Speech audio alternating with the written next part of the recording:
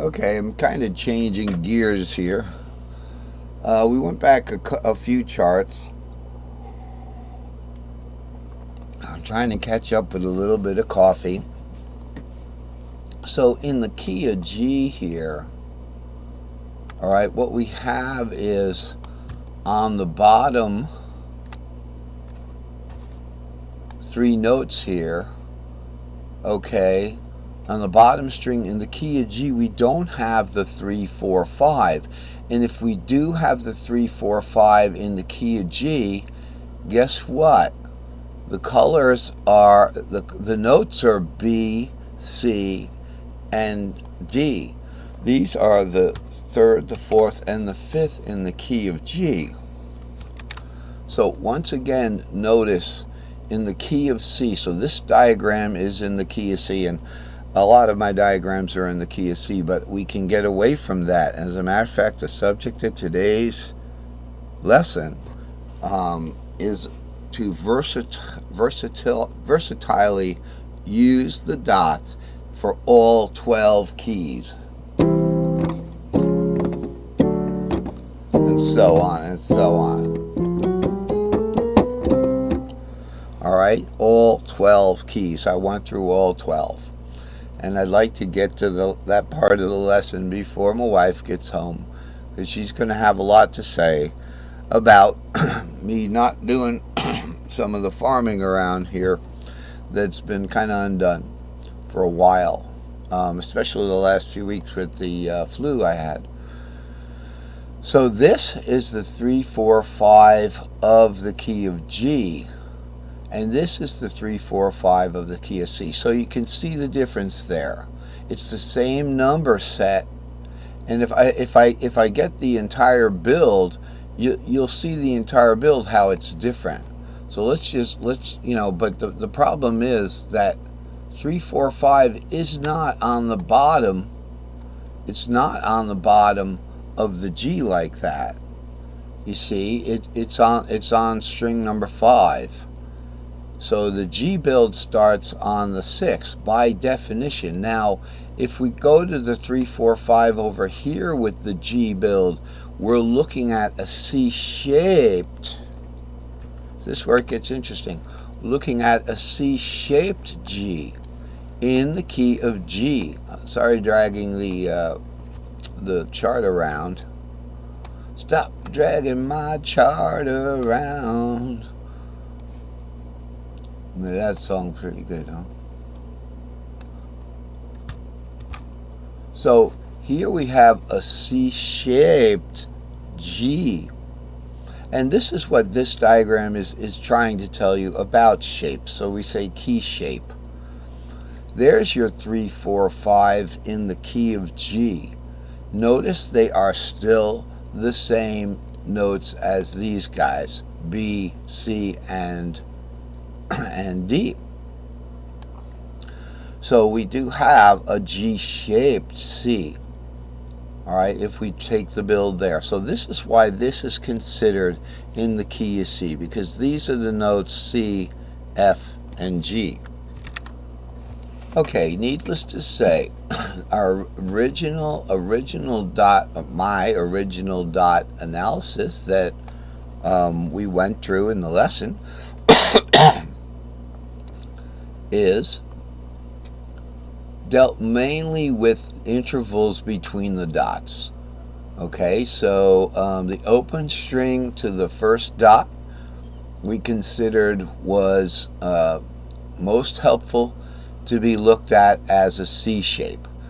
From the first dot to the second dot was also able to be looked at as a C shape. So here's the first dot, here's the second dot.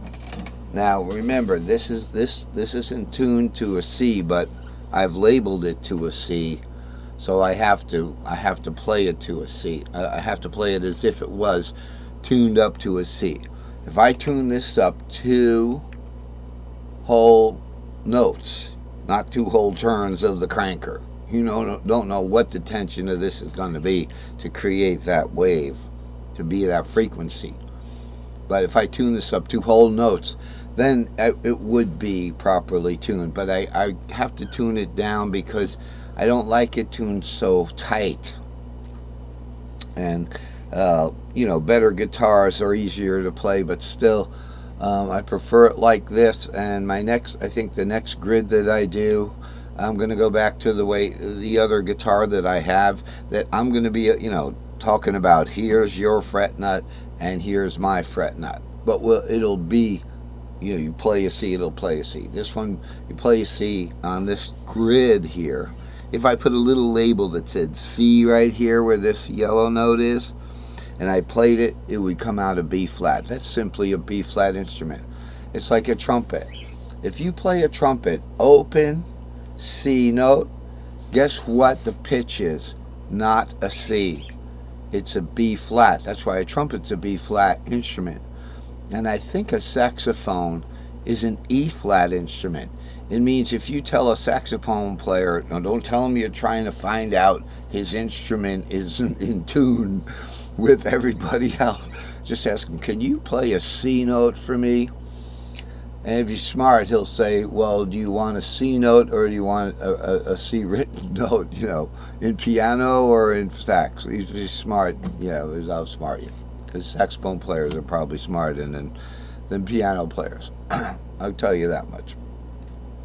So, anyway, the intervals between the dots here. So from the first dot to the second dot, which would be from this red dot here on up to the dot on. Now let's just review and make sure we know that if there's a dot in the middle, for purposes of the lessons that I'm teaching, that dot would be considered on the note that's the bottom or the top, incidentally, note of that, letter note of that, where the dot is. So where the dot is in the middle, you wouldn't say, oh, that dot looks like it's a fingerprint, like, like you would put your finger there, so what note is that? No, that's not what the dot note is. You look at the entire fret. So the A fret dot, and between the G fret dot and the A fret dot are right here. Okay, so that, I believe, looking at the G and the A would be perfect for the fifth and the sixth elements of what we call the A shape. So here's a 5, here's a 6. This incidentally is in the key of C, so it's appropriate for the first two dot intervals. Here's your G, here's your A. So we call that an A shape.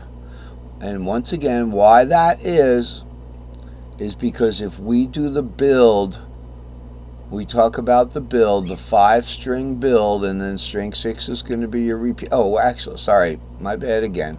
We have 6 strings here.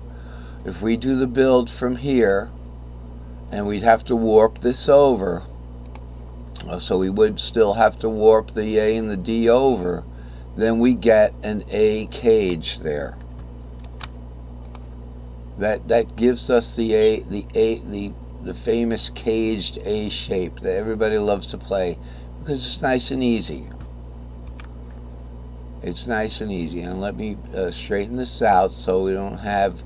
I noticed from watching the videos, if I don't straighten this out good, it just it could confuse someone.